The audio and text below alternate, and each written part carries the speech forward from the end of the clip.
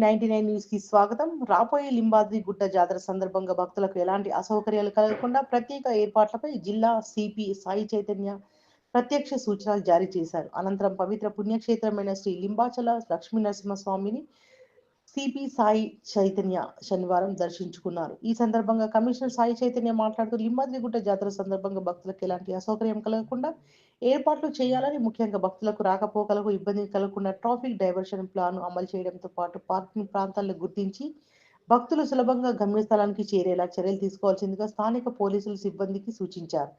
జాతరకు వచ్చే భక్తులకు ఎలాంటి అవాంఛనీయ ఘటనలు తలెత్తకుండా నిఘా ఏర్పాటు చేయాలని ఆదేశించారు. ఈ జాతర విజయవంతంగా నిర్వహించేందుకు పోలీసులు, రెవెన్యూ సిబ్బంది, దేవాదాయ శాఖ అధికారులు సమన్వయంతో పనిచేయాలని సూచించారు. ఈ కార్యక్రమంలో భీమ్గల్ సిఏ సత్యనారాయణ గౌడ్, ఎస్ఐ తదితరులు సిపితో పాటు ఉన్నారు.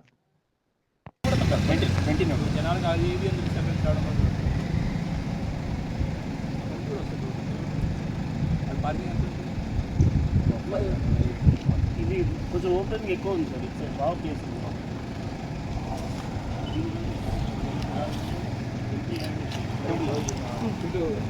మన లింబాద్రిగుట్టలోని లక్ష్మీ నరసింహస్వామి వారి దర్శనానికి రావడం జరిగింది.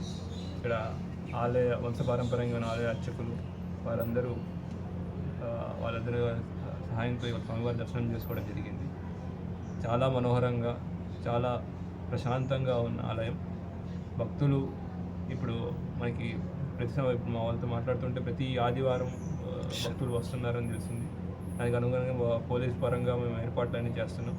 తర్వాత వచ్చే నెల అంటే నవంబర్ 5వ తారీఖు నుంచి స్వామివారి బ్రహ్మోత్సవాలు కూడా ఉంటాయి. వాటి గురించి కూడా ఏర్పాట్లు చేస్తున్నాం.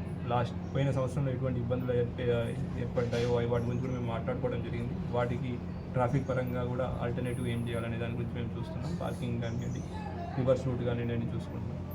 అలాగే భక్తులందరికీ విజ్ఞప్తి, ఇక్కడికి వచ్చినప్పుడు భక్తి శ్రద్ధలతో స్వామివారి దర్శనం చేసుకుని వెళ్ళవలసిన కోరుతున్నాం. అంతేగాని గర్భాలయంలో వెళ్ళి సెల్ఫీలు చేయడం, కొన్ని మిగతాయన్ని చేయడం మానేసి స్వామివారిని భక్తితో పూజించుకొని స్వామివారి కృపా కటాక్షాలకి పొందవలసిన కోరుకుంటున్నాం. Thank you. గోవింద. ఈ సందర్భంలో సామూహికంగా స్వామివారి యొక్క దివ్య ఆశీర్వచనాలు వారికి అందించడం జరుగుతుంది.